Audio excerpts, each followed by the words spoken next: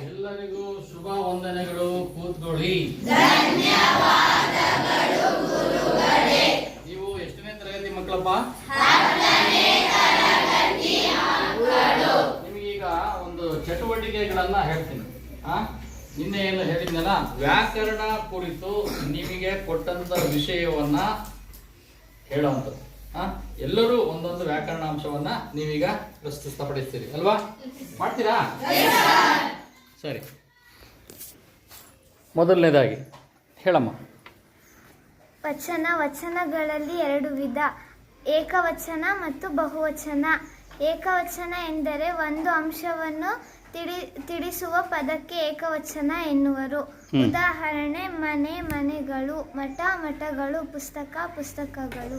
ಬಹುವಚನಗಳು ಒಂದು ಅಥವಾ ಒಂದಕ್ಕಿಂತ ಹೆಚ್ಚಿನಗಳನ್ನು ಒಳಗೊಂಡಿರುವ ಪದಕ್ಕೆ ಬಹುವಚನ ಎನ್ನುವರು. ಉದಾಹರಣೆ ಬಳೆ ಬಳೆಗಳು, ಪೆನ್ನು ಪೆನ್ನುಗಳು, ಪುಸ್ತಕ ಪುಸ್ತಕಗಳು, ಮರ ಮರಗಳು. ರೂಢನಾಮ ಎಂದರೆ ರೂಢಿಯಿಂದ ಬಂದಿರುವಂತಹ ಪದಗಳನ್ನು ರೂಢನಾಮ ಎನ್ನುವರು. ಉದಾಹರಣೆ ಮನುಷ್ಯ, ದೇಶ, ಊರು, ನದಿ, ಪರ್ವತ.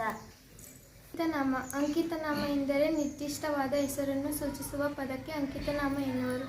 ಉದಾಹರಣೆ ಸಹದೇವ, ಧರ್ಮರಾಯ, ಕಮಲಾಕ್ಷ, ರಾಹುಲ. ಅನ್ವರ್ತಕ ನಾಮ ಇಟ್ಟಿರುವ ಹೆಸರಿನ ಬದಲಿಗೆ ಬೇರೆ ಹೆಸರನ್ನು ಸೂಚಿಸುವ ಪದಕ್ಕೆ ಅನ್ವರ್ತಕ ನಾಮ ಎನ್ನುವರು. ಉದಾಹರಣೆ ವ್ಯಾಪಾರಿ, ವಿದ್ವಾಂಸ, ವಿಜ್ಞಾನಿ. ಗುಣವಾಚಕ ಎಂದರೆ ಗುಣವನ್ನು ಸೂಚಿಸುವ ಪದಕ್ಕೆ ಗುಣವಾಚಕ ಎನ್ನುವರು. ಉದಾಹರಣೆ ಒಳ್ಳೆಯ, ಕೆಟ್ಟ, ದೊಡ್ಡದು, ಅಳತು. ಸಂಖ್ಯಾವಾಚಕ ಎಂದರೇನು? ಸಂಖ್ಯೆಯನ್ನು ಸೂಚಿಸುವ ಸಂಖ್ಯಾವಾಚಕ. ಸಂಖ್ಯಾವಾಚಕ ಉದಾಹರಣೆ 12ನೇಯ, 80ನೇಯ, 30ನೇಯ. ಭಾವನಾಮ ಎಂದರೆ ಭಾವನೆಯಿಂದ ವ್ಯಕ್ತಪಡಿಸುವ ನಾಮವೇ ಭಾವನಾಮ. ಉದಾಹರಣೆ ಕೆಂಪು, ಹಿರಿಮೆ, ನೋಟ, ಆಟ, ಮಾಟ. ಪರಿಮಾಣವಾಚಕ ಎಂದರೆ ಅಳತೆಯನ್ನು ಸೂಚಿಸುವುದನ್ನೇ ಪರಿಮಾಣವಾಚಕ ಎನ್ನುವರು. ಉದಾಹರಣೆ ಅಷ್ಟು, ಎಷ್ಟು, ಹಲವು, ಅನಿತು. ಮೊದಲಿಗೆ ಬಂದಿರುವುದು ದಿಗ್ವಾಚಕ. ದಿಗ್ವಾಚಕ ಎಂದರೆ ದಿಕ್ಕನ್ನು ಸೂಚಿಸುವುದನ್ನು ದಿಗ್ವಾಚಕ ಎನ್ನುವರು. ಮೂಡಣ ಮತ್ತು ತೆಂಗಣ, ಪಡವಣ, ಈಶಾನ್ಯ, ಆಗ್ನೇಯ. ಸರ್ವನಾಮಗಳನ್ನು ಪುರುಷಾರ್ಥಕ, ಪ್ರಶ್ನಾರ್ಥಕ, ಆತ್ಮಾರ್ಥಕಗಳೆಂದು ವಿಂಗಡಿಸಲಾಗಿದೆ. ಪುರುಷಾರ್ಥಕ ಉತ್ತಮ, ಮಾಧ್ಯಮ ಪುರುಷಗಳೆಂದು ವಿಭಜಿಸಲಾಗಿದೆ. ಉತ್ತಮ ಪುರುಷ ನಾನು, ನಾವು. ಮಧ್ಯಮ ಪುರುಷ ನೀನು, ನೀವು. ಸರ್ವನಾಮಗಳು ನಾಮಪದಗಳ ಬದಲಿಗೆ ಬಳಸುವ ಪದವನ್ನು ಸರ್ವನಾಮ ಎನ್ನುವರು. ಸರ್ವನಾಮಗಳನ್ನು ಪುರುಷಾರ್ಥಕ, ಪ್ರಶ್ನಾರ್ಥಕ, ಆತ್ಮಾರ್ಥಕಗಳೆಂದು ವಿಂಗಡಿಸಲಾಗಿದೆ. ಸರ್ವನಾಮಗಳಲ್ಲಿ 5 ವಿಧ: ಉತ್ತಮ ಪುರುಷ, ಮಧ್ಯಮ ಪುರುಷ, ಅನ್ಯ ಪುರುಷ, ಪ್ರಶ್ನಾರ್ಥಕ, ಆತ್ಮಾರ್ಥಕ. ಉತ್ತಮ ಪುರುಷ ನಾನು, ನಾವು. ಮಧ್ಯಮ ಪುರುಷ ನೀನು, ನೀವು. ಅನ್ಯ ಪುರುಷ ಅವನು, ಇವನು, ಅವರು, ಇವರು, ಅವಳು, ಇವಳು, ಅವರು, ಇವರು, ಅದು, ಇದು, ಅವು. ಪ್ರಶ್ನಾರ್ಥಕ ಯಾರು, ಏನು, ಯಾವುದು. ಆತ್ಮಾರ್ಥಕ ತಾನು, ತಾವು, ತನ್ನ, ತಮ್ಮ. ಲಿಂಗಗಳಲ್ಲಿ 3 ವಿಧಗಳು: ಪುಲ್ಲಿಂಗ, ಸ್ತ್ರೀಲಿಂಗ, ನಪುಂಸಕಲಿಂಗ.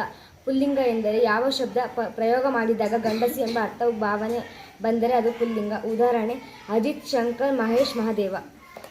ಸ್ತ್ರೀಲಿಂಗ ಯಾವ ಶಬ್ದ ಪ್ರಯೋಗ ಮಾಡಿದಾಗ ಹೆಣ್ಣು ಎಂಬ ಅರ್ಥ ಕೊಡುವ ಪದವನ್ನು ಸ್ತ್ರೀಲಿಂಗ ಎನ್ನುವರು. ಸುನೀತಾ, ಅನಿತಾ, ಸ್ವಾತಿ. ನಪುಂಸಕಲಿಂಗ ಯಾವ ಶಬ್ದವು ಪ್ರಯೋಗ ಮಾಡಿದಾಗ ಹೆಂಗಸು ಗಂಡಸು ಎಂಬ ಎರಡು ಅಲ್ಲದ ಅರ್ಥವನ್ನು ಮನಸ್ಸಿಗೆ ಒಳಿಯುವುದೇ ಅದೇ ನಪುಂಸಕಲಿಂಗ. ಉದಾಹರಣೆ ಮನೆ, ಸೂರ್ಯ, ಮಗು, ಬೆಂಕಿ, ಗಾಳಿ, ನೀರು. ಧಾತು ಮತ್ತು ಅಜ್ಞಾತ ಪ್ರತ್ಯಯಗಳ ಮಧ್ಯದಲ್ಲಿ ದ ಎಂಬ ಭೂತಕಾಲ ಸೂಚಕ ಪ್ರತ್ಯಯ ಸೇರಿದಾಗ ಭೂತಕಾಲ ಕ್ರಿಯಾಪದಗಳಾಗುತ್ತವೆ. ಉದಾಹರಣೆ ನೋಡಿದನು, ನೋಡಿದಳು, ಹೋಗಿದನು. ಭವಿಷ್ಯಕಾಲ ಧಾತು ಅಥವಾ ಅಗತ್ಯ ಪ್ರತ್ಯಯಗಳು ಮಧ್ಯದಲ್ಲಿನ ಎಂಬ ಕಾಲ ಸೂಚಕ ಪ್ರತ್ಯಯ ಸೇರಿದರೆ ಅದು ಭವಿಷ್ಯಕಾಲವಾಗುತ್ತದೆ. ಉದಾಹರಣೆ ಆಡುವಳು, ಬಾರುವವನು, ಹೋಗುವಳು, ಹೇಳುವನು. ವರ್ತಮಾನ ಕಾಲ. ವರ್ತಮಾನ ಕಾಲದಲ್ಲಿ ಧಾತು ಮತ್ತು ಅಖ್ಯಾತ ಪ್ರತ್ಯಯಗಳು ಮಧ್ಯದಲ್ಲಿ ಎತ್ತ ಎಂಬ ವರ್ತಮಾನ ಕಾಲ ಸೂಚಕ ಪ್ರತ್ಯಯ ಇರುತ್ತದೆ. ಉದಾಹರಣೆ ಹೋಗು ಪ್ಲಸ್ ಹುತ್ತ ಪ್ಲಸ್ ಆನೆ ಈಕ್ವಲ್ಸ್ ಹೋಗುತ್ತಾನೆ. ಮತ್ತು ಹೋಗು ಪ್ಲಸ್ ಉತ್ತ ಪ್ಲಸ್ ಇಯೆ ಈಕ್ವಲ್ಸ್ ಹೋಗುತ್ತಿಯೇ. ವರ್ಣಮಾಲೆಯಲ್ಲಿ 3 ವಿಧಗಳು: ಸ್ವರಗಳು, ವ್ಯಂಜನಗಳು, ಯೋಗವಾಹಗಳು. ನನಗೆ ಬಂದಿರುವ ವಿಷಯ ಸ್ವರಗಳು. ಸ್ವರಗಳಲ್ಲಿ 3 ವಿಧ: ಹ್ರಸ್ವ ಸ್ವರ, ದೀರ್ಘ ಸ್ವರ, ಪ್ಲುತ ಸ್ವರ. ಹ್ರಸ್ವ ಸ್ವರ ಅ, ಇ, ಉ, ರು, ಎ, ಒ. ದೀರ್ಘ ಸ್ವರಗಳು ಅ, ಇ, ಉ, ಎ, ಐ, ಒ, ಔ. ಪ್ಲುತ ಸ್ವರಗಳು ಆ, ಇ, ಉ. ವ್ಯಂಜನಗಳಲ್ಲಿ 2 ವಿಧ: ವರ್ಗೀಯ ವ್ಯಂಜನ ಮತ್ತು ಅವರ್ಗೀಯ ವ್ಯಂಜನ. ವರ್ಗೀಯ ವ್ಯಂಜನಗಳು 25, ಅವರ್ಗೀಯ ವ್ಯಂಜನಗಳು 9. ವರ್ಗೀಯ ವ್ಯಂಜನಗಳು ಕ, ಖ, ಗ, ಘ, ಞ, ಚ, ಛ, ಜ, ಝ, ಞ, ಟ, ಠ, ಡ, ಢ, ಣ, ತ, ಥ, ದ, ಧ, ನ, ಪ, ಪ, ಬ, ಭ, ಮ. ಅವರ್ಗೀಯ ವ್ಯಂಜನಗಳು ಯಕಾರದಿಂದ ಳಕಾರದವರೆಗೆ ಮತ್ತು ಅಕ್ಷರಗಳನ್ನು ಅವರ್ಗೀಯ ವ್ಯಂಜನಗಳು ಕರೆಯಲಾಗಿದೆ. ಉದಾಹರಣೆ ಯ, ರ, ಲ, ವ, ಶೆ, ಶ, ಸ, ಹ, ಳ. ಯೋಗವಾಹಗಳು ಎಂದರೆ ಜೊತೆಗೂಡಿ ಹೋಗು ಎಂದರ್ಥ. ಯೋಗವಾಹಗಳಲ್ಲಿ 2 ವಿಧ: ಅನುಸ್ವರ ಹಂ, ವಿಸರ್ಗ ಹಂ, ಅಹ. ಉದಾಹರಣೆ ಸಿಂಹ, ಗಂಡು, ಅಂಗಗಳು. ನಮ. ವಿಭಕ್ತಿ ಪ್ರತ್ಯಯಗಳ ಬಗ್ಗೆ ಹೇಳಿ. ಪ್ರಥಮ ವಿಭಕ್ತಿ ಪ್ರತ್ಯಯ ಶಿವನನ್ನು. ಏನು? ಶಿವನು. ಕೂತ್ಕ. ದ್ವಿತೀಯ ಅನ್ನು, ಶಿವನನ್ನು. ತೃತೀಯ ಇಂದ, ಶಿವನಿಂದ. ಚತುರ್ಥಿ ಗೆ, ಹೀಗೆ, ಕೆ, ಶಿವನಿಗೆ. ಪಂಚಮಿ ದೆಸೆಯಿಂದ, ಶಿವನ ದೆಸೆಯಿಂದ. ಷಷ್ಠಿಯ ಶಿವನ. ಸಪ್ತಮಿಯಲ್ಲಿ ಶಿವನಲ್ಲಿ. ಏನು? ಸಪ್ತಮಿಯಲ್ಲಿ ಶಿವನಲ್ಲಿ. ಸವರ್ಣದೀರ್ಘ ಸಂಧಿ ಮಹಾ ಪ್ಲಸ್ ಆತ್ಮ ಮಹಾತ್ಮ. ಲೋಪ ಸಂಧಿ ಮಳೆ ಪ್ಲಸ್ ಅಲ್ಲಿ ಮಳೆಯಲ್ಲಿ. ಲೋಪ ಸಂಧಿ ಅಂದ್ರೆ ಏನಮ್ಮ? ಸಂಧಿ ಕಾರ್ಯ ಆಗುವಾಗ ಸ್ವರದ ಮುಂದೆ ಸ್ವರ ಬಂದು ಪೂರ್ವ ಪದ ಲೋಪವಾದರೆ ಅದನ್ನು ಲೋಪಸಂಧಿ ಎನ್ನುವರು. ಉದಾಹರಣೆ ನಾನು ಪ್ಲಸ್ ಇಲ್ಲ ನಾನಿಲ್ಲ, ಬೇರೆ ಬೇರೆ ಪ್ಲಸ್ ಒಬ್ಬ ಬೇರೊಬ್ಬ. ಆಗಮ ಸಂಧಿ ಅಂದ್ರೆ ಏನಮ್ಮ? ಸ್ವರದ ಮುಂದೆ ಸ್ವರವು ಬಂದು ಸಂಧಿಯಾದಾಗ ಪೂರ್ವ ಪದದ ಕೊನೆಯ ಸ್ವರ ಹಾಗೂ ಉತ್ತರ ಪದದ ಮೊದಲ ಸ್ವರಗಳ ಮಧ್ಯದಲ್ಲಿ ಯ ಕಾರವನ್ನು ಅಥವಾ ವ ಕಾರವನ್ನು ಹೊಸದಾಗಿ ಹೇಳಿದರೆ ಅದು ಆಗಮ ಸಂಧಿ. ಉದಾಹರಣೆ ಹಳ್ಳಿ ಪ್ಲಸ್ ಅಲ್ಲಿ ಹಳ್ಳಿಯಲ್ಲಿ. ಭಾವನೆ ಪ್ಲಸ್ ಉಂಟಾಯಿತು ಭಾವನೆ ಉಂಟಾಯಿತು. ಗುರು ಪ್ಲಸ್ ಅನ್ನು ಗುರುವನ್ನು. ಸ್ವಾರಸ್ಯ ಪ್ಲಸ್ ಇಲ್ಲ ಸ್ವಾರಸ್ಯವಿಲ್ಲ. ಆದೇಶ ಸಂಧಿ ಅಂದ್ರೆ ಏನಮ್ಮ? ಉತ್ತರ ಪದದ ಆದಿಯಲ್ಲಿರುವ ಕ, ತ, ಪ ವ್ಯಂಜನಗಳಿಗೆ ಕ್ರಮದ ಬ ವ್ಯಂಜನಗಳು ಆದೇಶವಾಗಿ ಇರುವುದನ್ನು ಇದಕ್ಕೆ ಆದೇಶ ಸಂಧಿ ಎನ್ನುವರು. ಉದಾಹರಣೆ ತುದಿ ಪ್ಲಸ್ ಕಾಲದಲ್ಲಿ ತುದಿಗಾಲದಲ್ಲಿ. ಕಣ್ ಪ್ಲಸ್ ಪನ್ನಿ ಕಂಬನಿ. ನೀರು ಪ್ಲಸ್ ಪನಿ ನೀರ್ಬನಿ. ಸವರ್ಣ ದೀರ್ಘ ಸಂಧಿ ಅಂದ್ರೆ ಏನಮ್ಮ? ಸವರ್ಣ ದೀರ್ಘ ಸಂಧಿ ಎಂದರೆ ಒಂದು ತರಹದ ಅಕ್ಷರಗಳೆಂದರ್ಥ. ಸವರ್ಣ ಸ್ವರಗಳ ಒಂದು ಮುಂದೆ ಒಂದು ಬಂದಾಗ. ಸಂಧಿ ಅಂದ್ರೆ ಏನಮ್ಮ? ಸಂಸ್ಕೃತ ವ್ಯಾಕರಣದಲ್ಲಿ ಕೆಲವು ಸಂಜ್ಞೆಗಳನ್ನು ಮಾಡಿಕೊಳ್ಳಲಾಗಿದೆ. ಅವುಗಳಲ್ಲಿ ಎಣ್ ಎಂಬ ಸಂಜ್ಞೆಯು ಒಂದು, ಯ, ರ, ವ ಎಂಬ 4 ವ್ಯಂಜನಗಳನ್ನು ಎಣ್ ಅಕ್ಷರಗಳೆಂದು ಗುರುತಿಸಲಾಗಿದೆ. ಸಂಧಿಯಾಗುವಾಗ ಎಣ್ ಅಕ್ಷರಗಳಲ್ಲಿ ಯಾವುದಾದರೂ ಒಂದು ಅಕ್ಷರ ಆದೇಶವಾದರೆ ಅದೇ ಎಣ್ ಸಂಧಿ. ಉದಾಹರಣೆ ಅತಿ ಪ್ಲಸ್ ಅಂತ ಅತ್ಯಂತ. ಅಣು ಪಿತ್ರ ಪ್ಲಸ್ ಅರ್ಜಿತ ಪಿತ್ರಾರ್ಜಿತ. ಜಸ್ತ್ವ ಸಂಧಿ ಅಂದ್ರೆ ಏನಮ್ಮ? ಪೂರ್ವ ಪದದ ಕೊನೆಯಲ್ಲಿರುವ ವರ್ಗದ ಪ್ರಥಮಾಕ್ಷರಕ್ಕೆ ಅಂದರೆ ಕ, ಚ, ಟ, ತ, ಪ ಗಳಿಗೆ ಯಾವ ವರ್ಣ ಪರವಾದರೂ ಅದೇ ವರ್ಣದ 3ನೇ ವ್ಯಂಜನಾಕ್ಷರಗಳಾದ ಗ, ಜ, ಡ, ದ, ಬ ಗಳು ಆದೇಶವಾಗಿ ಬರುವುದಕ್ಕೆ ಜಸ್ತ್ವ ಸಂಧಿ ಎನ್ನುವರು. ಉದಾಹರಣೆ ಷಟ್ ಪ್ಲಸ್ ಆನನ ಷಡಾನನ. ದಿಕ್ ಪ್ಲಸ್ ಅಂತ ದಿಗಂತ. ಅಚ್ ಪ್ಲಸ್ ಅಜಂತ. ಸತ್ ಪ್ಲಸ್ ಆನಂದ ಸದಾನಂದ. ಋತ್ವ ಸಂಧಿ ಅಂದ್ರೆ ಏನಮ್ಮ? ಕ್ಷ, ಚ, ಛ, ಜ, ಝ, ಜ್ಞ ಈ 6 ಅಕ್ಷರಗಳನ್ನು ಶ್ಚು ಎಂದು ಸಂಜ್ಞೆಯಿಂದ ಕರೆಯಲಾಗಿದೆ. ಶ್ಚು ಅಕ್ಷರಗಳು ಆದೇಶವಾಗಿ ಬರುವ ಸಂಧಿಗಳೇ ಶುತ್ವ ಸಂಧಿ. ಉದಾಹರಣೆ ಮನಸ್ ಪ್ಲಸ್ ಶುದ್ಧಿ ಮನಃಶುದ್ಧಿ. ಅನುನಾಸಿಕ ಸಂಧಿ ಅಂದ್ರೆ ಏನಮ್ಮ? ವರ್ಗದ ಪ್ರಥಮಾಕ್ಷರಗಳಿಗೆ ಕ, ಚ, ಟ, ತ, ಪ ಯಾವುದೇ ಅನುನಾಸಿಕ ಅಕ್ಷರಗಳು ಪದರು ಅವುಗಳಿಗೆ ಅಂದರೆ ವರ್ಗದ ಪ್ರಥಮಾಕ್ಷರಗಳಿಗೆ ಅದೇ ವರ್ಗದ ಅನುನಾಸಿಕ ಅಕ್ಷರಗಳು ಜ್ಞ ಜ್ಞ ನ ನ ಮಗಳು ಆದೇಶವಾಗಿ ಬರುತ್ತವೆ. ಇದಕ್ಕೆ ಅನುನಾಸಿಕ ಸಂಧಿ ಎನ್ನುವರು. ಉದಾಹರಣೆ: ಸನ್ಮಣಿ, ತನ್ಮಯ, ಉದ್ಭದ, ಚಿನ್ಮಯ, ಷಣ್ಮುಖ, ಉದ್ಮಾನ. ವಾಕ್ಯ ಎಂದರೇನಮ್ಮ? ಕ್ರಮವಾಗಿ ಜೋಡಿಸಲ್ಪಟ್ಟ ಸಂಪೂರ್ಣ ಅರ್ಥ ಕೊಡುವ ಪದಗಳಿಗೆ ಗುಂಪಿಗೆ ವಾಕ್ಯ ಎನ್ನುವರು. ಉದಾಹರಣೆ ಬಸವಣ್ಣನವರು ವಚನಗಳನ್ನು ಬರೆದಿದ್ದಾರೆ. ಅಂದ್ರೆ ಏನಪ್ಪ? ಅಲಂಕಾರ ಎಂದರೆ ಸೌಂದರ್ಯವನ್ನು ಹೆಚ್ಚಿಸುವ ಸಾಧನ. ಮಾನವ ತನ್ನ ದೇಹದ ಸೌಂದರ್ಯವನ್ನು ಹೆಚ್ಚಿಸಲು ಅಲಂಕಾರ ಮಾಡಿಕೊಳ್ಳುವಂತೆ ತಾನು ಆಡುವ ಮಾತಿಗೂ ರಚಿಸುವ ಸಾಹಿತ್ಯಕ್ಕೂ ಅಲಂಕಾರ ಮಾಡುತ್ತಾನೆ. ಉದಾಹರಣೆ: ಪೂರ್ವ ದಿಕ್ಕಿನಲ್ಲಿ ಸೂರ್ಯ ಮೂಡಿದನು ಎಂಬ ಹೇಳುವ ಬದಲಿಗೆ ಪೂರ್ವ ದಿಕ್ಕಿನಲ್ಲಿ ಮೂಡಿದ ಸೂರ್ಯನು ಮುತ್ತೈದೆಯ ಹಣೆಯಲ್ಲಿರುವ ಕುಂಕುಮದಂತೆ ಕಂಡನು ಎಂದು ಹೇಳಿದಾಗ ಮಾತಿನ ಸೌಂದರ್ಯ ಹೆಚ್ಚುತ್ತದೆ. ಅಲಂಕಾರಗಳಲ್ಲಿ ಎಷ್ಟು ವಿಧಪ್ಪ? ಅಲಂಕಾರಗಳಲ್ಲಿ ಶಬ್ದಾಲಂಕಾರ ಮತ್ತು ಅರ್ಥಾಲಂಕಾರ ಎಂದು 2 ವಿಭಾಗಗಳಿವೆ. ಶಬ್ದ ಅಥವಾ ಪದಗಳ ಜೋಡಣೆಯ ಮೂಲಕ ಕಾವ್ಯ ಅಥವಾ ಮಾತಿನ ಸೌಂದರ್ಯ ಹೆಚ್ಚಿದರೆ ಅದನ್ನು ಶಬ್ದಾಲಂಕಾರ ಎಂತಲೂ, ಪದಗಳ ಅರ್ಥ ಚಮತ್ಕಾರದಿಂದ ಕಾವ್ಯದ ಅಥವಾ ಅರ್ಥದ ಸೌಂದರ್ಯ ಹೆಚ್ಚಿದರೆ ಅದನ್ನು ಅರ್ಥಾಲಂಕಾರ ಎಂತಲೂ ಕರೆಯುತ್ತಾರೆ. ಶಬ್ದಾಲಂಕಾರ ಅಂದ್ರೆ ಏನಪ್ಪ? ಶಬ್ದಾಲಂಕಾರ ಇದರಲ್ಲಿ ಅನುಪ್ರಾಸ, ಯಮಕ ಮತ್ತು ವಿಚಿತ್ರ ಕವಿತ್ವ ಎಂದು 3 ವಿಭಾಗಗಳಾಗಿ ಅನುಪ್ರಾಸವನ್ನು ನೃತ್ಯುನ್ರುಪ್ರಾಸ ಮತ್ತು ಚೇಕನ್ರುಪ್ರಾಸ ಎಂಬುದಾಗಿ ಮತ್ತೆ ವಿಭಾಗಿಸಲಾಗಿದೆ.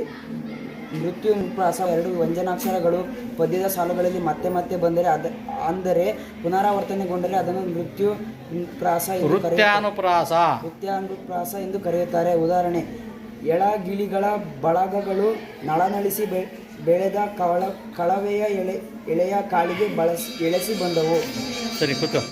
ಶ್ರೀ ರುದ್ರೇಶ್ವರ ಪ್ರೌಢಶಾಲೆ ವಾಟಮಟ್ಟಿ ಗಪ್ಪೆನಹಳ್ಳಿ ಇಲ್ಲಿನ 10ನೇ ತರಗತಿ ವಿದ್ಯಾರ್ಥಿಗಳಿಂದ ಒಂದು ಚಟುವಟಿಕೆಗಳು, ವ್ಯಾಕರಣಾಂಶಗಳನ್ನು ಕುರಿತು ಪ್ರತಿಯೊಬ್ಬ ವಿದ್ಯಾರ್ಥಿಯು ಒಂದೊಂದು ವ್ಯಾಕರಣಾಂಶದ ಬಗ್ಗೆ ವಿವರಿಸ್ತಾರೆ. ಕೇಳೋಣ. ನನ್ನ ಹೆಸರು ಪ್ರಣವ್ ಎನ್. ನಾನು ಕನ್ನಡ ವರ್ಣಮಾಲೆಯಲ್ಲಿ 3 ವಿಧಗಳು. ಕನ್ನಡ ವರ್ಣಮಾಲೆಯಲ್ಲಿ ಪ್ರಮುಖವಾಗಿ 2 ಭಾಗ ಮಾಡ್ತೀವಿ. ಒಂದು ಹ್ರಸ್ವಸ್ವರ, ಮತ್ತೊಂದು ದೀರ್ಘಸ್ವರ. ಹೇಳು ಪ್ರಣವ್, ಹ್ರಸ್ವಸ್ವರಗಳ ಬಗ್ಗೆ ಹೇಳಪ್ಪ. ಹ್ರಸ್ವಸ್ವರಗಳಲ್ಲಿ 3 ವಿಧಗಳು: ಹ್ರಸ್ವಸ್ವರ, ದೀರ್ಘಸ್ವರ, ಪ್ಲುತಸ್ವರ. ಹ್ರಸ್ವಸ್ವರ ಒಂದು ಮಾತ್ರ ಕಾಲದಲ್ಲಿ ಉಚ್ಚರಿಸಲಾಗುವ ಅಕ್ಷರಗಳನ್ನು ಹ್ರಸ್ವಸ್ವರ ಎನ್ನುವರು. ಅ, ಇ, ಉ, ರು, ಎ, ಓ. ದೀರ್ಘಸ್ವರ 2 ಮಾತ್ರಗಳ ಕಾಲದಲ್ಲಿ ಉಚ್ಚಾರವಾಗುವ ಅಕ್ಷರಗಳು ಆ, ಇ, ಉ, ಎ, ಐ, ಓ, ಔ. ಪ್ಲುತಸ್ವರಗಳು 3 ಮಾತ್ರಗಳ ಕಾಲದಲ್ಲಿ ಉಚ್ಚಾರವಾಗುವ ಅಕ್ಷರಗಳು. ಇದಕ್ಕೆ ಕನ್ನಡದಲ್ಲಿ ವರ್ಗಗಳಲ್ಲಿ ಬದಲಾಗಿ ಅಕ್ಷರಗಳು ಉಚ್ಚಾರಣೆಯ ದೀರ್ಘರೂಪ. ಇವುಗಳನ್ನು ಆಂಗ್ಲ ಭಾಷೆಯಲ್ಲಿ ಎಸ್ ಅಕ್ಷರದಿಂದ ಗುರುತಿಸಲಾಗುತ್ತದೆ. ಅಣ್ಣ, ತಮ್ಮ, ಗೆಳೆಯ, ಗುರುಗಳೇ. ಧನ್ಯವಾದ. ಮನೋಜ್ ಎಂ. ವ್ಯಂಜನಗಳಲ್ಲಿ ವರ್ಗೀಯ ವ್ಯಂಜನ ಮತ್ತು ಅವರ್ಗೀಯ ವ್ಯಂಜನ. ವರ್ಗೀಯ ವ್ಯಂಜನ 25, ಅವರ್ಗೀಯ ವ್ಯಂಜನ 9. ವರ್ಗೀಯ ವ್ಯಂಜನಗಳು: ಕ, ಖ, ಗ, ಘ, ಞ, ಚ, ಛ, ಜ, ಝ, ಞ, ಟ, ಠ, ಡ, ಢ, ಣ, ತ, ಥ, ದ, ದ, ನ, ಪ, ಫ, ಬ, ಬ, ಮ. ವರ್ಗೀಯ ವ್ಯಂಜನಗಳಲ್ಲಿ ಎಷ್ಟು ವಿಧ? ವರ್ಗೀಯ ವ್ಯಂಜನಗಳಲ್ಲಿ 3 ವಿಧ: ಅಲ್ಪ ಪ್ರಾಣಾಕ್ಷರಗಳು, ಮಹಾಪ್ರಾಣಾಕ್ಷರಗಳು, ಅನುನಾಸಿಕಗಳು. ಅಲ್ಪ ಪ್ರಾಣಾಕ್ಷರಗಳು ಕಡಿಮೆ ಉಸಿರು ಕೊಟ್ಟು ಉಚ್ಚರಿಸಲಾಗುವ ವ್ಯಂಜನಗಳು. ಉದಾಹರಣೆ: ಖ, ಚ, ಟ, ತ, ಪ, ದ, ಡ, ದ, ಬ. ಮಹಾಪ್ರಾಣಾಕ್ಷರಗಳು ಹೆಚ್ಚು ಉಸಿರು ಕೊಟ್ಟು ಉಚ್ಚರಿಸಲಾಗುವ ವ್ಯಂಜನಗಳು. ಉದಾಹರಣೆ: ಖ, ಛ, ಠ, ಥ, ಫ. ಫ, ಜ, ಡ, ದ, ಬ. ಅನುನಾಸಿಕಗಳು ಮೂಗಿನ ಸಹಾಯದಿಂದ ಉಚ್ಚರಿಸಲಾಗುವ ಅಕ್ಷರಗಳು. ಪ್ರತಿ ವರ್ಗದ ಕೊನೆಯ ಅಕ್ಷರಗಳು. ಉದಾಹರಣೆ: ನ್ಯ, ನ್ಯ, ನ, ನ, ಮ. ಅವರ್ಗೀಯ ವ್ಯಂಜನಗಳು ಯಾಕಾರದಿಂದ ಳಕಾರವರೆಗಿನ 9 ಅಕ್ಷರಗಳನ್ನು ಅವರ್ಗೀಯ ವ್ಯಂಜನಗಳೆಂದು ಕರೆಯುತ್ತಾರೆ. ಉದಾಹರಣೆ: ಯ, ರ, ಲ, ವ, ಸ, ಸ, ಸ, ಆ, ಳ. ಇವು ಪ್ರತಿಯೊಂದು ಬೇರೆ ಬೇರೆ ಜಾತಿಯ ಅಕ್ಷರಗಳಿರುವುದರಿಂದ ಇವುಗಳನ್ನು ಒಂದು ನಿರ್ದಿಷ್ಟ ವರ್ಗಗಳಾಗಿ ಸೇರಿಸಿ ಅವು ಹೇಳಲು ಬರುವುದಿಲ್ಲ. ಗಿರೀಶ್ ಡಿಯರ್. ಕಾಲಗಳಲ್ಲಿ ಎಷ್ಟು ವಿಧ? ಯಾವ್ಯಾವು?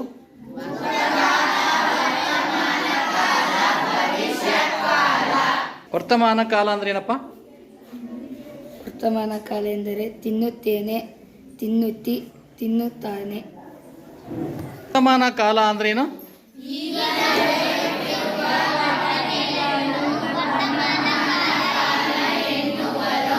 ಅಂದರೆ ನಮ್ಮ ಕಣ್ಣೆದುರು ನಡೀತಿರುವ ಘಟನೆಯನ್ನು ತಿಳಿಸುವಂಥದ್ದಕ್ಕೆ ವರ್ತಮಾನ ಕಾಲ ಅಂತ ಕರಿತೀವಿ.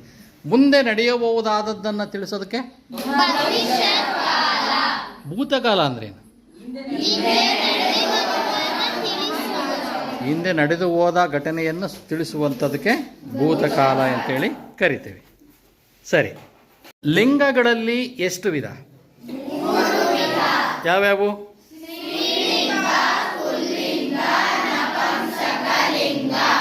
ಪುಲ್ಲಿಂಗ ಅಂದರೆ ಏನಪ್ಪ?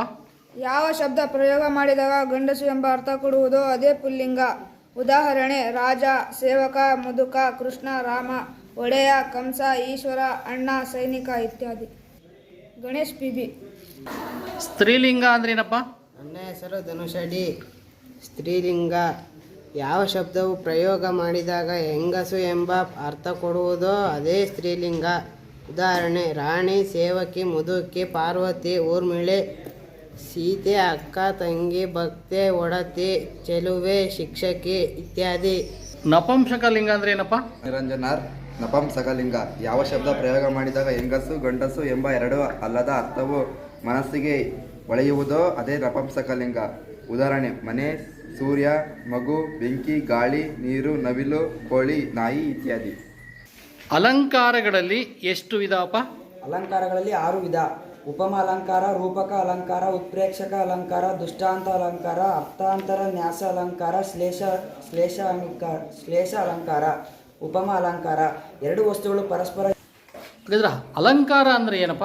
ಮನುಷ್ಯನು ಹೆಚ್ಚಾಗಿ ಕಾಣುವ ಉದ್ದೇಶದಿಂದ ಅಥವಾ ಸುಂದರವಾಗಿ ಕಾಣಿಸಿಕೊಳ್ಳಬೇಕೆಂಬ ಕಾರಣದಿಂದ ಬಟ್ಟೆ, ಬರೆ, ವಸ್ತು, ಒಡವೆ ಇತ್ಯಾದಿಗಳನ್ನು ಧರಿಸಿಕೊಳ್ಳುತ್ತಾನೆ. ಇವನ ಈ ಅಲಂಕಾರದಿಂದ ಜನರು ಆಕರ್ಷಿತರಾಗುತ್ತಾರೆ.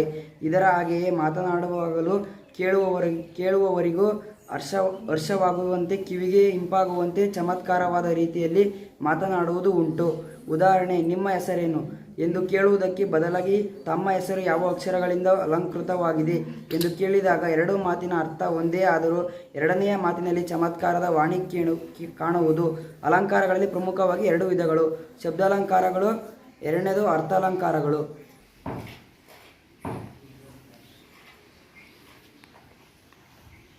ಈ ಅಲಂಕಾರಗಳಲ್ಲಿ 2 ವಿಧ: ಶಬ್ದಾಲಂಕಾರ, ಮತ್ತೊಂದು ಯಾವುದು? ಅರ್ಥಾಲಂಕಾರ ಅಂತೇಳ. ಶಬ್ದಾಲಂಕಾರಗಳಲ್ಲಿ 3 ಬಗೆ.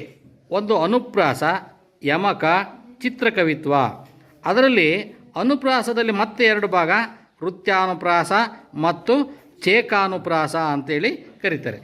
ಆನಂತರ ಮುಖ್ಯವಾಗಿ ನಮಗೆ ಅರ್ಥಾಲಂಕಾರಗಳಲ್ಲಿ ನಿಮಗೆ ಗೊತ್ತಿದ್ದಾವೆ: ಉಪಮಾಲಂಕಾರ, ರೂಪಕ ಅಲಂಕಾರ, ಉತ್ಪ್ರೇಕ್ಷ ಅಲಂಕಾರ, ದೃಷ್ಟಾಂತ ಅಲಂಕಾರ, ಅರ್ಥಾಂತರನ್ಯಾಸ ಅಲಂಕಾರ ಮತ್ತು ಶ್ಲೇಷಾಲಂಕಾರ ಅಂತ ಇದ್ದಾವೆ.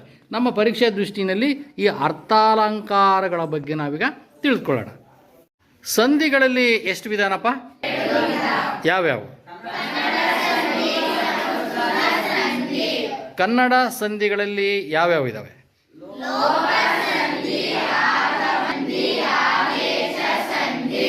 ಸರಿ, ಹಾಗಾದರೆ ಲೋಪಸಂಧಿ ಅಂದರೆ ಏನಮ್ಮ? ಸ್ವರದ ಮುಂದೆ ಸ್ವರವು ಬಂದು ಸಂಧಿ ಆಗುವಾಗ ಪೂರ್ವ ಪದದಲ್ಲಿರುವ ಸ್ವರವು ಅರ್ಥವು ಕೆಡದಂತೆ ಪಕ್ಷದಲ್ಲಿ ಮಾತ್ರ ಲೋಪವಾಗುವುದು. ಇದಕ್ಕೆ ಲೋಪಸಂಧಿ ಎನ್ನುವರು. ಉದಾಹರಣೆ: ತುಪ್ಪಳದ ಪ್ಲಸ್ ಅಂತ ತುಪ್ಪಳದಂತ. ಅಲ್ಲಿ ಪ್ಲಸ್ ಇದ್ದಾನೆ, ಅಲ್ಲಿದ್ದಾನೆ. ಅವನು ಪ್ಲಸ್ ಒಬ್ಬ, ಅವನೊಬ್ಬ. ಬೆಳಗ್ಗೆ ಪ್ಲಸ್ ಆಗಿ, ಬೆಳಗ್ಗೆಗಾಗಿ. ಆಗಮ ಸಂಧಿ ಅಂದರೆ ಏನಮ್ಮ? ಸ್ವರದ ಮುಂದೆ ಸ್ವರವು ಬಂದು ಸಂಧಿಯಾಗಿರುವ ಪೂರ್ವ ಪದದ ಕೊನೆಯ ಸ್ವರ ಹಾಗೂ ಉತ್ತರ ಪದದ ಮೂಲಕ ಮೊದಲ ಸ್ವರಗಳ ಮಧ್ಯದಲ್ಲಿರುವ ಯೋ ಕಾಲದ ಅಥವಾ ಉತ್ತರ ಪದದ ಆದಿಯಲ್ಲಿರುವ ಕ ತ ಪ ವ್ಯಂಜನಗಳಿಗೆ ಕ್ರಮವಾಗಿ ಗ ದ ಬ ವ್ಯಂಜನಗಳು ಆದೇಶವಾಗುವುದು. ಇದನ್ನು ಆದೇಶ ಸಂಧಿ ಎನ್ನುವರು. ಕೆಲವೊಮ್ಮೆ ಉತ್ತರ ಪದದ ಆದಿ ಪ ಬ ಮ ವ್ಯಂಜನಗಳಿಗೆ ವ ಕಾರದ ಆದೇಶವಾಗುವುದು. ಇದನ್ನು ಆದೇಶ ಸಂಧಿ ಎನ್ನುವರು. ಉದಾಹರಣೆ: ತುದಿ ಪ್ಲಸ್ ಕಾಲದಲ್ಲಿ ತುದಿಗಾಲದಲ್ಲಿ, ಹುಲಿ ಪ್ಲಸ್ ತೊಗಲು ಹುಲಿ ದೊಗಲು, ಕಣ್ ಪ್ಲಸ್ ಪನಿ ಕಂಬನಿ, ಮೋಲ್ ಪ್ಲಸ್ ಮಾತು ಮೋಲ್ ಮಾತು. ಹೆಸರು ಗೌರಮ್ಮ ಕೇಲ್. ದ್ವಿರುಕ್ತಿಗಳು: ಮಕ್ಕಳು ಓಡಿ ಓಡಿ ದಣಿದರು, ಈಗೀಗ ಅವಳು ಚೆನ್ನಾಗಿ ಓದುತ್ತಾಳೆ. ದೊಡ್ಡ ದೊಡ್ಡ ಮರಗಳು ಬಿದ್ದವು. ಈ ವಾಕ್ಯಗಳಲ್ಲಿ ಓಡಿ, ಈಗ, ದೊಡ್ಡ ಎಂಬ ಪದಗಳು ಎರಡೆರಡು ಬಾರಿ ಪ್ರಯೋಗವಾದುದನ್ನು ಗಮನಿಸಬಹುದು. ಸೂತ್ರ: ಒಂದು ವಿಶೇಷಾರ್ಥವನ್ನು ವ್ಯಕ್ತಪಡಿಸುವುದಕ್ಕಾಗಿ ಒಂದು ಪದವನ್ನು ಒಂದು ವಾಕ್ಯವನ್ನು ಎರಡೆರಡು ಬಾರಿ ಪ್ರಯೋಗ ಮಾಡುವುದಕ್ಕೆ ದ್ವಿರುಕ್ತಿ ಎನ್ನುತ್ತಾರೆ.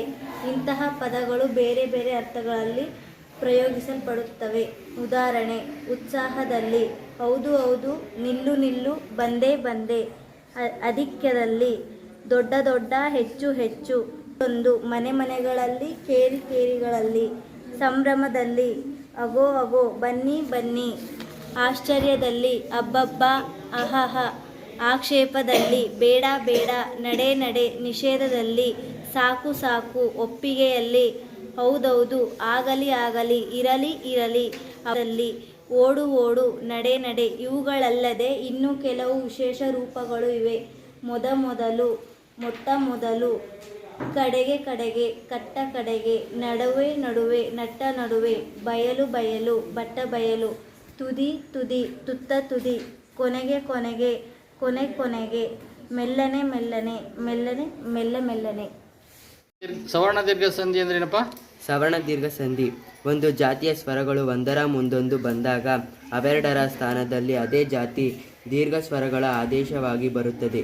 ಸವರ್ಣ ಎಂದರೆ ಒಂದು ಜಾತಿಯ ಎಂದರ್ಥ.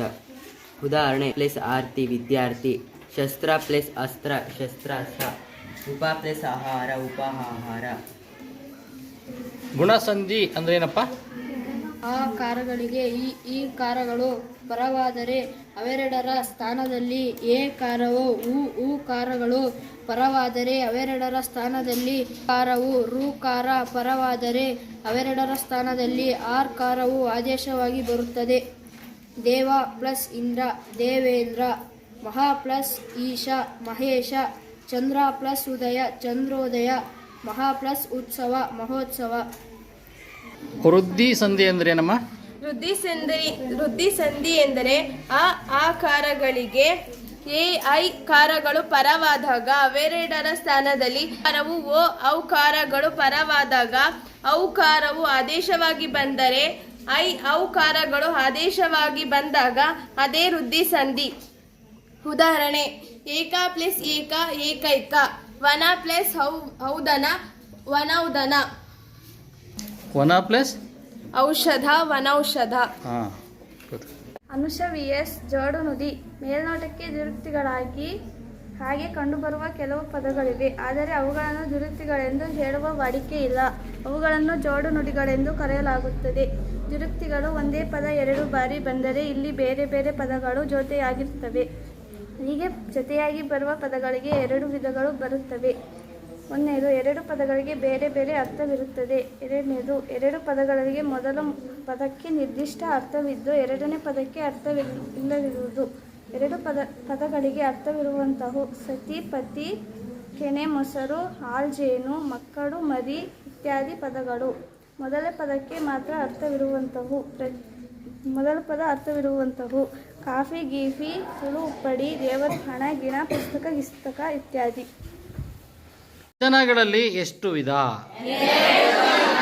ಯಾವ್ಯಾವಪ್ಪ? ಏಕವಚನ ಅಂದ್ರೆ ಏನಮ್ಮ? ಏಕವಚನ ಎಂದರೆ ಒಂದು ಅಂಶವನ್ನು ಒಳಗೊಂಡಿರುವ ಪದಕ್ಕೆ ಏಕವಚನ ಎನ್ನುವರು. ಉದಾಹರಣೆ: ಪುಸ್ತಕ, ಮರ, ಪೆನ್ನು, ಬಳೆ, ದೂರದರ್ಶನ. ಅಶ್ವಿನಿ ಕೆಎಲ್. ಖುಷಿ ಜೆಪಿ. ಬಹುವಚನ ಎಂದರೆ ಒಂದು ಅಥವಾ ಒಂದಕ್ಕಿಂತ ಹೆಚ್ಚು ಅಂಶವನ್ನು ಒಳಗೊಂಡಿರುವ ಬಹುವಚನ ಎನ್ನುವರು. ಉದಾಹರಣೆ: ಮನೆಗಳು, ಮಠಗಳು, ಪೆನ್ನು, ಮರಗಳು, ದೂರದರ್ಶನಗಳು. ಸಂಧಿಗಳ ಬಗ್ಗೆ ತಿಳಿದುಕೊಳ್ಳೋಣ. ಸವರ್ಣ ದೀರ್ಘ ಸಂಧಿ ಅಂದ್ರೇನಮ್ಮ? ಸವರ್ಣ ದೀರ್ಘ ಸಂಧಿ ಎಂದರೆ ನಿಯಮ ಒಂದೇ ಜಾತಿಯ ಸ್ವರಗಳು ಒಂದರ ಮತ್ತೊಂದು ಬಂದಾಗ ಅವೆರಡರ ಸ್ಥಾನದಲ್ಲಿ ಅದೇ ಜಾತಿಯ ದೀರ್ಘ ಸ್ವರಗಳು ಆದೇಶವಾಗಿ ಬರುತ್ತದೆ. ಸವರ್ಣ ಎಂದರೆ ಒಂದೇ ಜಾತಿ ಎಂದರ್ಥ. ಉದಾಹರಣೆ ವಿದ್ಯಾ ಪ್ಲಸ್ ಅಭ್ಯಾಸ ವಿದ್ಯಾಭ್ಯಾಸ, ಗಿರೀಶ ಪ್ಲಸ್ ಈಶ ಗಿರೀಶ, ದೇವ ಪ್ಲಸ್ ಆಯಲ ದೇವಾಲಯ. ಸಂಧಿ ಅಂದ್ರೆ ಏನಮ್ಮ? ಭಾಗ್ಯಲಕ್ಷ್ಮಿ ಪಿ ಗುಣ ಸಂಧಿ ಎಂದರೆ ಸಂಧಿ ಅಂದ್ರೆ ಏನಮ್ಮ? ಭಾಗ್ಯಲಕ್ಷ್ಮಿ ಪಿ ಗುಣ ಸಂಧಿ ಎಂದರೆ ಆಕಾರಗಳಿಗೆ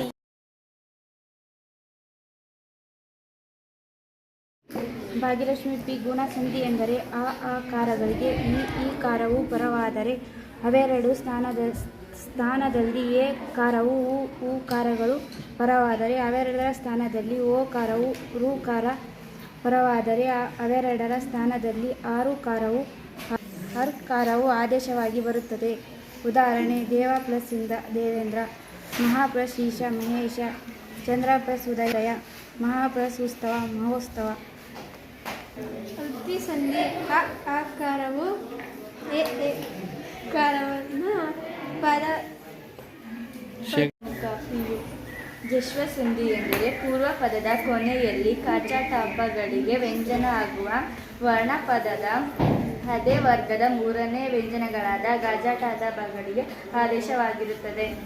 ಉದಾಹರಣೆ ದಿಗು ಪ್ಲಸ್ ಅಂತ ದಿಗಂತ, ಅಚ್ಚ ಪ್ಲಸ್ ಅಂತ ಅಜಂತ, ಷಡ್ ಪ್ಲಸ್ ಆಗಮನ ಷಡ. ನನ್ನ ಹೆಸರು ಚಂದನ. ಚಿತ್ರ ಸಂಧಿ ಸಾಕಾರ ತಾ ವರ್ಗಾಕ್ಷರಗಳಿಗೆ ಶಾಕಾರ ಚ ವರ್ಗಾಕ್ಷರಗಳಿಗೆ ಪರವಾದಾಗ ಸಾಕಾರಕ್ಕೆ ಶಾಕಾರವು ತಾ ವರ್ಗಕ್ಕೆ ಚ ವರ್ಗವು ಆದೇಶವಾಗಿ ಬರುತ್ತದೆ. ಉದಾಹರಣೆ ಪಾಯಸ್ ಪ್ಲಸ್ ಶಯನ ಪಾಯಶಯನ, ಯಶಸ್ ಪ್ಲಸ್ ಚಂದ್ರಿಕೆ ಯಶಶ್ಚಂದ್ರಿಕೆ, ಸತ್ ಪ್ಲಸ್ ಚಿತ್ರ ಸಚಿತ್ರ, ಸತ್ ಪ್ಲಸ್ ಜನ ಸಜ್ಜನ, ಮನಸ್ಸ ಪ್ಲಸ್ ಶಾಂತಿ ಮನಶಾಂತಿ. ಅರ್ಪಿಕಾಯಂ ಅನುನಾಸಿಕ ಸಂಧಿ. ಅನುನಾಸಿಕ ಸಂಧಿ ಎಂದರೆ ವರ್ಗಪದಗಳಿಗೆ ಯಾವ ಅನುನಾಸಿಕಾಕ್ಷರ ಪರವಾದರೂ ಅಂದರೆ ಕಾಚಾಟ ತಪ ವ್ಯಂಜನಗಳಿಗೆ ಕ್ರಮವಾಗಿ ಜ್ಞ ನಾಮ ವ್ಯಂಜನಗಳು ಆದೇಶವಾಗಿ ಬರುತ್ತದೆ. ಉದಾಹರಣೆ ವಕ್ ಪ್ಲಸ್ ಮಯ ಈಕ್ವಲ್ಸ್ ವಾಗ್ನೇಯ, ಷಟ್ ಪ್ಲಸ್ ಮುಖ ಈಕ್ವಲ್ಸ್ ಷಣ್ಮುಖ, ಸತ್ ಪ್ಲಸ್ ಮನ ಈಕ್ವಲ್ಸ್ ಸನ್ಮನ, ಚಿತ್ ಪ್ಲಸ್ ಮಯ ಈಕ್ವಲ್ಸ್ ಚಿನ್ಮಯ. ಅನುಷ ಸಮಾಸಗಳು. ಸಮಾಸ ಎಂದರೆ ಸಮಸ್ತ ಪದವೆಂದರ್ಥ. ಅದನ್ನು ಅನುಸರಿಸಿ ಎರಡು ಅಥವಾ ಅದಕ್ಕಿಂತ ಹೆಚ್ಚಿನ ಪದಗಳನ್ನು ಹೇಳುವುದನ್ನು ಸಮಾಸ ಎನ್ನುವರು. ಸಮಾಸಗಳಲ್ಲಿ 9 ವಿಧಗಳು. ತತ್ಪುರುಷ ಸಮಾಸ, ಕರ್ಮಧಾರಯ ಸಮಾಸ, ದ್ವಿಗು ಸಮಾಸ, ಅಂಶ ಸಮಾಸ, ದ್ವಂದ್ವ ಸಮಾಸ, ಬಹಿರ್ವಿ ಸಮಾಸ, ಕ್ರಿಯಾ ಸಮಾಸ, ಗಮಕ ಸಮಾಸ, ಹರಿ ಸಮಾಸ. ತತ್ಪುರುಷ ಸಮಾಸ ಎರಡು ನಾಮಪದಗಳು ಸೇರಿ ಸಮಾಸವಾದಾಗ ಉತ್ತರ ಪದದ ಅರ್ಧವು ಪ್ರಧಾನವಾಗಿ ಇರುವ ಸಮಸ್ತ ಪದಕ್ಕೆ ತತ್ಪುರುಷ ಸಮಾಸ ಎನ್ನುವರು. ಅರಸನ ಪ್ಲಸ್ ಮನೆ ಅರಮನೆ, ಕಾಲಿನ ಪ್ಲಸ್ ಬಳೆ ಕಾಲ್ಬಳೆ. ವಿಎಚ್ಪಿ ಕರ್ಮಧಾರಯ ಸಮಾಸದಲ್ಲಿಯೂ ಉತ್ತರ ಪದದ ಅರ್ಥ ಪ್ರಧಾನವಾಗಿರುತ್ತದೆ. ಇದರಲ್ಲಿ ಸಾಮಾನ್ಯವಾಗಿ ವಿಶೇಷಣ ಮತ್ತು ವಿಶೇಷಗಳಿಗೆ ಸಮಾಸವಾಗಿ ವಿಶೇಷದ ಅರ್ಥ ಪ್ರಧಾನವಾಗಿರುತ್ತದೆ. ವಿಶೇಷಣವಾಗಿರುವ ಪದ ಸಾಮಾನ್ಯವಾಗಿ ಗುಣವಾಚಕವಾಗಿರುತ್ತದೆ. ಇದನ್ನು ಕರ್ಮಧಾರಯ ಸಮಾಸ ಎನ್ನುವರು. ಉದಾಹರಣೆ ಇರುದು ಪ್ಲಸ್ ಬಾಗಿಲು ಹೆಬ್ಬಾಗಿಲು, ಹಳೆಯದು ಪ್ಲಸ್ ಕನ್ನಡ ಹಳೆಗನ್ನಡ, ದೊಡ್ಡವನು ಪ್ಲಸ್ ಹುಡುಗ ದೊಡ್ಡ ಹುಡುಗ ಇತ್ಯಾದಿ. ದ್ವಿಗು ಸಮಾಸ ಪೂರ್ವ ಪದವು ಸಂಖ್ಯಾವಾಚಕವಾಗಿದ್ದು ಉತ್ತರದಲ್ಲಿರುವ ನಾಮಪದದೊಂದಿಗೆ ಆಗುವ ಸಮಾಸಕ್ಕೆ ದ್ವಿಗು ಎನ್ನುವರು. ದ್ವಿಗು ಸಮಾಸದಲ್ಲಿ ಪೂರ್ವ ಪದವು ಸಂಖ್ಯಾವಾಚಕವಾಗಿರಲೇಬೇಕು. ಉದಾಹರಣೆ 2 ಪ್ಲಸ್ ಕೆಲ ಕೆಲ, 3 ಪ್ಲಸ್ ಮಡಿ ಮುಮ್ಮಡಿ, 1 ಪ್ಲಸ್ ಕಟ್ಟು ಒಗ್ಗಟ್ಟು ಇತ್ಯಾದಿಗಳು. ನನ್ನ ಹೆಸರು ನೇಹವಿಜಿ. ಪೂರ್ವ ಪದದ ಅರ್ಥವು ಇಲ್ಲಿ ಪ್ರಧಾನವಾಗಿರುತ್ತದೆ. ಕೆಲವರು ಇದನ್ನು ಅನ್ವಯಿ ಭಾವವೆಂದು ಕರೆಯುತ್ತಾರೆ, ಅಂಶಿ ಅಲ್ಲ. ಉದಾಹರಣೆ ಕೈ ಪ್ಲಸ್ ಅಡಿ ಅಂಗೈ, ಕೈ ಪ್ಲಸ್ ಮುಂದು ಮುಂಗೈ. ಅನುಷ ಪಿಎನ್ ದ್ವಂದ್ವ ಸಮಾಸ ಎರಡು ಅಥವಾ ಅನೇಕ ನಾಮಪದಗಳು ಸಹಯೋಗ ತೋರುವಂತೆ ಸೇರಿ ಎಲ್ಲ ಪದಗಳ ಅರ್ಥಗಳು ಪ್ರಧಾನವಾಗಿ ಉಳ್ಳ ಸಮಾಸಕ್ಕೆ ದ್ವಂದ್ವ ಸಮಾಸವೆಂದು ಹೆಸರು. ಕನ್ನಡ ಪದಗಳು ಕೆರೆಯು ಪ್ಲಸ್ ಕಟ್ಟೆಯು ಪ್ಲಸ್ ಬಾವಿ, ಕೆರೆ ಕಟ್ಟೆ ಬಾವಿ ಅಥವಾ ಕೆರೆ ಕಟ್ಟೆ ಬಾವಿಗಳು. ಗಿಡವು ಪ್ಲಸ್ ಮರವು ಪ್ಲಸ್ ಬಳ್ಳಿಯು ಪ್ಲಸ್ ಪದೆಯು, ಗಿಡಮರ ಬಳ್ಳಿ ಪದೆಯು ಅಥವಾ ಗಿಡಮರ ಬಳ್ಳಿ ಪದೆಗಳು. ಆನೆಯು ಪ್ಲಸ್ ಕುದುರೆಯು ಪ್ಲಸ್ ಒಂಟೆವು, ಆನೆ ಕುದುರೆ ಒಂಟೆ ಅಥವಾ ಆನೆ ಕುದುರೆ ಒಂಟೆಗಳು. ಗುಡುಗು ಪ್ಲಸ್ ಸಿಡಿಲು ಪ್ಲಸ್ ಮಿಂಚು, ಗುಡುಗು ಸಿಡಿಲು ಮಿಂಚು ಅಥವಾ ಗುಡುಗು ಸಿಡಿಲು ಮಿಂಚುಗಳು ಇತ್ಯಾದಿ. ಬಹುರ್ವಿ ಸಮಾಸದ ಬಗ್ಗೆ ಹೇಳಮ್ಮ. ಎರಡು ಅಥವಾ ಅನೇಕ ನಾಮಪದಗಳು ಸೇರಿ ಸಮಸ್ತ ಪದವಾದಾಗ ಬೇರೆಂದು ಪದಾರ್ಥಗಳು ಪ್ರಧಾನವಾಗಿ ಉಳ್ಳ ಸಮಾಸಕ್ಕೆ ಬಹುವ್ರೀ ಸಮಾಸವೆಂದು ಹೆಸರು. ಅಣೆಗಣ, ಮುಕ್ಕಣ, ಅಣೆಗಣ್ಣು, ಮುಕ್ಕಣ್ಣು, ನೀಡ್ಮುಗ. ಈ ಪದವು ಬಿಡಿಸಿ ಬರೆಯಿರಿ. ಅಣೆಯಲ್ಲಿ ಕಣ್ಣು ಉಳ್ಳವನು ಯಾರು? ಅವನು ಅಣೆಗಣ್ಣು ಶಿವ. ಮೂರು ಪ್ಲಸ್ ಕಣ್ಣು ಉಳ್ಳವನು ಯಾರು? ಅವನು ಮುಕ್ಕಣ್ಣ. ನೀಡಿದು ಪ್ಲಸ್ ಮುಗನು ಉಳ್ಳವನು ಯಾರು? ಅದು ಮುಗವನು. ಕ್ರಿಯಾ ಸಮಾಸ. ಪದವು ಪಾರ್ಶ್ವ ದ್ವಿತೀಯಾಂತರವಾಗಿದ್ದು ಉತ್ತರದಲ್ಲಿರುವ ಕ್ರಿಯೆಯೊಡನೆ ಸೇರಿ ಆಗುವ ಸಮಾಸವನ್ನು ಕ್ರಿಯಾ ಸಮಾಸ ಎನ್ನುವರು. ಪ್ರಯಂ ಎಂದು ಸೂತ್ರದಲ್ಲಿ ಹೇಳಿರುವುದನ್ನು ಬೇರೆ ವಿಭಕ್ತಿಗಳ ಬರುತ್ತವೆ ತಿಳಿಯಬೇಕು. ಈ ಸಮಾಸ ಹರಿಸಮಾಸ. ದೋಷವಿಲ್ಲ. ಮನೆ ಕಟ್ಟನು, ಊರು ಸೇರಿದನು, ಇದನ್ನು ಮೈಮರೆತು ಕುಳಿತನು ಎಂದು ಮೇಲಿನ ವಾಕ್ಯಗಳಲ್ಲಿ ಗೆರೆ ಎಳೆದಿರುವ ಸಮಸ್ತ ಪದಗಳನ್ನು ಬಿಡಿಸಿದ್ದಾರೆ. ಮನೆಯನ್ನು ಪ್ಲಸ್ ಕಟ್ಟಿದನು, ಊರನ್ನು ಪ್ಲಸ್ ಸೇರಿದನು, ಕಣ್ಣನ್ನು ಪ್ಲಸ್ ಕಾಣಿದನು, ಮೈಯನ್ನು ಪ್ಲಸ್ ಮರೆತು ಎಂದು ಆಗುವುದು. ಕನ್ನಡ ಪದಗಳು. ಮೈಯನ್ನು ಪ್ಲಸ್ ತಡವಿ, ಮೈ ತಡವಿ. ಮಣೆಯನ್ನು ಇತ್ತು, ಮಣೆ ಇತ್ತು. ತಲೆಯನ್ನು ಪ್ಲಸ್ ತೆಗೆದನು, ತಲೆ ತೆಗೆದನು. ಗಮಕ ಸಮಾಸ. ಆ ಊರು, ಈ ಮನುಷ್ಯ, ಈ ಹೆಂಗಸು ಇತ್ಯಾದಿ ಸಮಸ್ತ ಪದಗಳನ್ನು ವಿಗ್ರಹ ವಾಕ್ಯ ಮಾಡಿದರೆ ಅದು ಪ್ಲಸ್ ಮನೆ, ಆ ಮನೆ. ಅದು ಪ್ಲಸ್ ಊರು, ಆ ಊರು. ಇವನು ಪ್ಲಸ್ ಮನುಷ್ಯ, ಈ ಮನುಷ್ಯ. ಇವಳು ಪ್ಲಸ್ ಹೆಂಗಸು, ಈ ಹೆಂಗಸು ಇತ್ಯಾದಿ ರೂಪಗಳಾದವು. ಈ ಪೂರ್ವ ಪದಗಳೆಲ್ಲ ಅದು, ಇವನು, ಅವಳು ಇತ್ಯಾದಿ ಸರ್ವನಾಮಗಳಾದ ಇವೇ ಪೂರ್ವ ಪದವು ಸರ್ವನಾಮವಾಗಿ ಉತ್ತರದ ನಾಮಪದದೊಡನೆ ಸೇರಿ ಸಮಾಸವಾಗಿದೆ. ಉದಾಹರಣೆ: ಅವನು ಪ್ಲಸ್ ಹುಡುಗ, ಆ ಹುಡುಗ. ಅವಳು ಪ್ಲಸ್ ಹೆಂಗಸು, ಆ ಹೆಂಗಸು. ಅದು ಪ್ಲಸ್ ಕಲ್ಲು, ಆ ಕಲ್ಲು ಇತ್ಯಾದಿ. ಹರಿಸಮಾಸ. ಕನ್ನಡ ಸಂಸ್ಕೃತ ಶಬ್ದಗಳು ಕನ್ನಡ ಅನ್ಯದೇಶ ಶಬ್ದಗಳನ್ನು ಸೇರಿಸಿ ಸಮಾಸ ಮಾಡಬಾರದು. ಹಾಗೆ ಮಾಡಿದರೆ ಅದು ಹರಿಸಮಾಸವಾಗುತ್ತದೆ. ಇಲ್ಲಿ ಗಮನಿಸಬೇಕಾದ ವಿಷಯವೆಂದರೆ ಪೂರ್ವ ಕವಿಯೋಗಗಳಲ್ಲಿ ಗಮಕ ಸಮಾಸ ಮತ್ತು ಕ್ರಿಯಾ ಸಮಾಸಗಳಲ್ಲಿ ಹರಿಸಮಾಸ ದೋಷವಿಲ್ಲವೆನ್ನಲಾಗಿದೆ. ಉದಾಹರಣೆ: ಪೂರ್ವ ಕವಿ ಪ್ರಯೋಗಗಳು: